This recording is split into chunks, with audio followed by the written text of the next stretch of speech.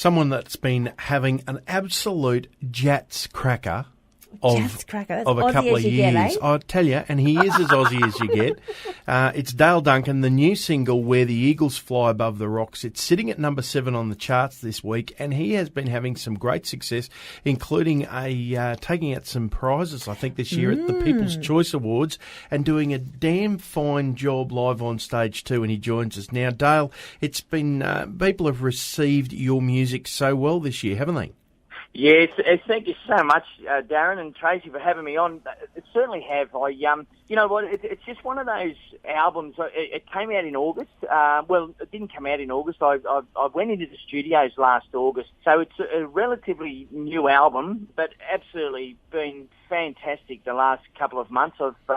This is my second single. My first single was The Old Camp Oven, which rocketed to number 1 on about 3 charts around Australia and picked up a couple of awards during the festival. And then this song has been really great for me as well. Look, I'm so excited, and you know, look, what it does is it gives me opportunity to sort of go around, and I've got a fair few festivals to around Australia this year as well. So it's given me the opportunity to get out there and, you know, and play to some of the places that I haven't really played before. I hear the doom and gloom from people. They tell us, oh, the pop country's taking over, there's all this bro country and so forth. We've got a very wide and diverse range of country music, whether it's bro country or pop country or traditional country or balladeers or storytellers. With the reception that you've got a bloke like John O'Day sitting in the top 5. You've got yourself there at number 7. Justin Stanley's had a few hits. And, of course, Peter Code there with Slim But Dusty's back in town. It's a diverse top 40.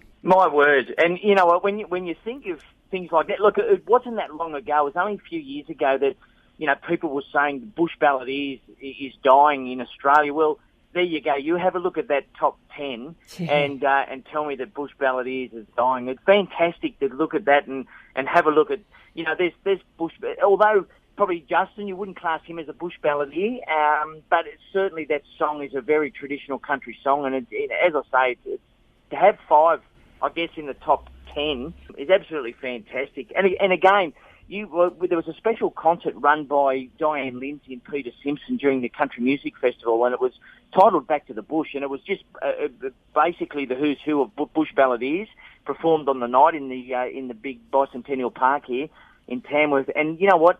I think they counted probably 12, 13, 14,000 people attended that night. It was absolutely huge. That's awesome. And it was so proud to sort of be able to sing traditional bush ballad Australian country music on nights like that. And, you know, as I say, for you people to be able to, you know, give it as much airplay as possible that you have been, it's really proud, and it's kicking. But you know what, Dale? The country music industry, or even the music industry, there is enough room for everybody. You know, there is something for everybody in there somewhere. Yeah, and you know what? I think too, it's brought, like, I got an email the other day, and I've got to give him a rap, Billy Bridge. Now, he's brought out some beautiful stuff the last couple of months. I haven't really met Billy face to face, but you know what? He wrote to me on email a couple of weeks ago just saying how much he really loved my type of songs and the album. He's obviously listened to my album and loves some of the songs off it. He just said to me, Dale, if ever you want to sit down and do some co-writing, I'd really love to. And I was thought to myself, well, that's what it's all about, isn't it? You know, like, he sings his stuff, which is fantastic. And obviously he likes my style of music and the traditional, you know, the bush ballad style and the sound of my new album. And here he is contacting me saying, look, mate, if ever you want to sit together and write, and I'm looking forward to it, actually, because I love his stuff and I love what he's done on his last album. And I think, look, if we could sort of pull something that's half, you know, what he does and half what I do, mate, what a great couple of songs they're going to be. But, you know, again, what you're saying is exactly right. You know, it's all music.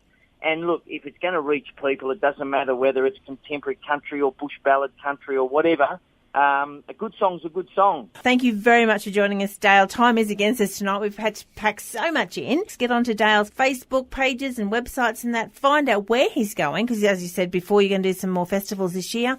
Get out there, support him, and show up with an album or purchase one while you're there and get him to sign it. You'd do that, wouldn't you, Dale? Certainly. I never get sick of that. No. Writer's cramp, bring it on. Okay. Thanks, Dale. Here's your song right now. Thank you so much.